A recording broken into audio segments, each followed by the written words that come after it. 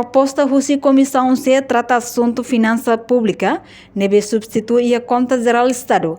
Reversente batina rinho rua no recém rua, retang aprovação e a Parlamento Nacional.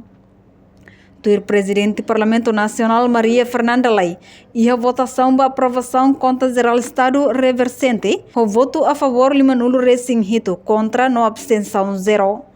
Presidente do Parlamento Nacional Maria Fernanda Lai Dehan debate conta geral Estado e a Parlamento Nacional segunda-feira ne Katak. Com a relatório geral Estado tina rio rua no recém rua, nebe halau o Ministério Finanças, inclui resultado agregado no individual sira, husi entidade governamental oin, hanesam Fundo Consolidado Timor-Leste, Fundo Infraestrutura, Fundo Desenvolvimento a Capital Humano no Seluktan.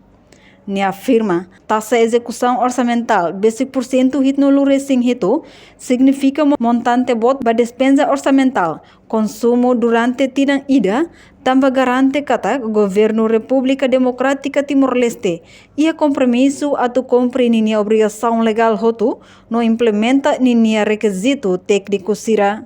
Reportagem Melda Fátima, Televisão Timor-Post. Janela informação ba Emma Hotu. Atu atena informação atual dia Gliu, que tá halua. Haneha botão subscribe, like, halo comentário, no faz botão ba mídia social Hotu.